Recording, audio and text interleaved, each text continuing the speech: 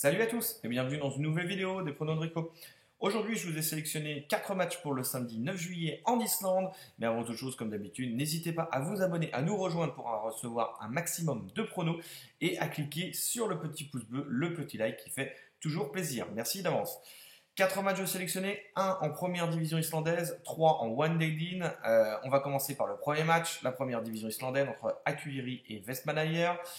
On regarde le classement. Akureyri, vous allez voir, est logiquement favori. Ils sont 5e avec 18 points, 5 victoires, 3 nuls, 3 défaites. Et Vestmannaeyjar est dernier. Aucune victoire depuis le début de la saison en 11 matchs. À domicile, Akureyri est également 5e. Donc 3 victoires, 2 nuls, 1 défaite, c'est plutôt bien. 8 buts de marqués, 7 d'encaissés. Et à l'extérieur, Vestmannaeyjar est 11e avec 7 buts de marqués, 11 d'encaissés. C'est pas la pire défense à l'extérieur, mais ils ont quand même pris pas mal de buts. 2 matchs nuls, 3 victoires. Donc là, la logique est vers une victoire ou un match nul d'Akureyri. C'est la première chose que je vais sélectionner. La deuxième chose, on va regarder l'historique des deux équipes.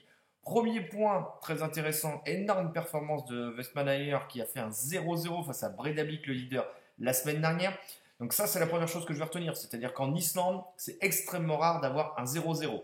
Et c'est aussi rare, enfin, pas courant en tout cas, d'avoir un 0-0 en première mi-temps. De l'autre côté, Akureyri, Valur, on a eu, sur le dernier match donc, de Akureyri, un 0-0 aussi en première mi-temps sur leur dernier match. Donc là, on a deux équipes qui n'ont pas marqué ou qui n'ont pas encaissé en tout cas de buts sur leurs deux derniers matchs respectifs, en tout cas de championnat, en première mi-temps. Donc pour moi, je vais retenir le plus de 0,5 en première mi-temps. Ajouter bien sûr aux victoires au nul d'Akureyri. Et ensuite, je pense qu'on peut tabler sur logiquement un plus de 2,5 buts sur ce match-là. On voit que Akureyri, ici, il y a eu le plus de 2-5, 4 buts à 1 face à Breiðablik, face à Fram, on a un 2-2, face à Víkingur, on a eu un 2-1. Donc globalement, dans les matchs de championnat, je ne parle pas de celui-là où là on a un match de coupe, globalement dans les matchs de championnat, le plus de 5 passe très très souvent du côté d'Akureyri. Du côté de Vestmannaeyjar, c'est pareil, à part le dernier où on a eu un 0-0, on a le plus de 5 de manière très très fréquente. Donc pour moi, sur ce match-là, je vous ai fait un petit combi, pour ceux que ça intéresse.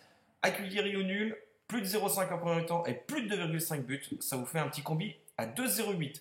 Pour ceux qui veulent un petit peu sécuriser, on peut toujours mettre en total de buts, il faut que je retrouve juste la ligne, première mi-temps, total de buts ici, on peut mettre en total de buts le plus d'un 5, ça va coter à 1,64. C'est pas mal non plus, hein, c'est assez sécure comme combiné. Voilà pour ce premier match. Pour le reste, on est en One Day League, donc deuxième division islandaise. Fjölnir, Afturelding, les deux équipes marquent sur ce match-là. On regarde un petit peu les stats. Évidemment, je ne vous montre pas tout ce que j'analyse, puisqu'il y a d'autres éléments évidemment que je prends en compte pour aller placer des paris. Mais là, je vous montre quelque chose de très simple qui va vous conforter dans l'idée. Après, vous pouvez toujours aller consulter les stats si vous le souhaitez. Sur le premier match, donc Fjölnir, Afturelding. Fjölnir, les deux équipes marquent, c'est passé dans 5 de ces 5 derniers matchs à domicile cette saison. Et Afturelding, c'est passé 2 fois sur 4, 50%. Ensuite, du côté de Vestri, Kopavogur,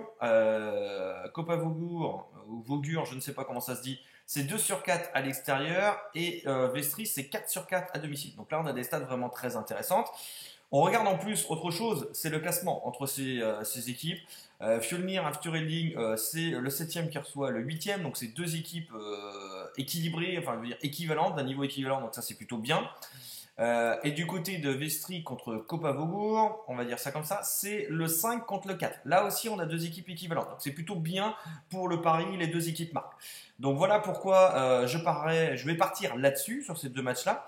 Et enfin, du côté de Fylkir contre Thor, là, je vais plutôt partir sur un plus de 2,5 buts. D'abord, on va regarder les matchs, enfin le plus de 2,5 buts, les stats. De Thor à l'extérieur, c'est passé dans 100% de leurs matchs. Et du côté de Vestri, je crois, non, c'est Fylkir, autant pour moi. Fylkir à domicile. On va voir la stat ici, Fylkir à domicile, c'est passé dans 80% de ces matchs, 4 fois sur 5, le plus de 2,5 buts. Donc là, c'est plutôt bien. On a deux stats qui nous sont plutôt favorables. Autre chose et dernière chose à regarder, comme je l'ai dit, enfin, en tout cas, je vais vous montrer. Fylkir est deuxième, Thor est 10e et surtout, Thor a une très très mauvaise défense. C'est l'une des pires du championnat. Ils ont encaissé 19 buts. Le classement à domicile de Fekir, c'est 5e avec 15 buts de marqués, 6 d'encaissés, 3 victoires, 1 nul, 1 défaite. Donc ça marque vraiment pas mal, voire même beaucoup de buts. Hein. Ça doit être, je crois, la deuxième meilleure attaque à domicile.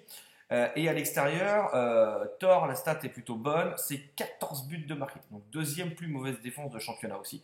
Donc pour moi, je pense que le plus de 2,5 buts risque de passer. Voilà, donc pour mes pronos, comme d'habitude, je vous dis, je vous montre pas tout en termes de statistiques, sinon ça ferait des vidéos beaucoup trop longues.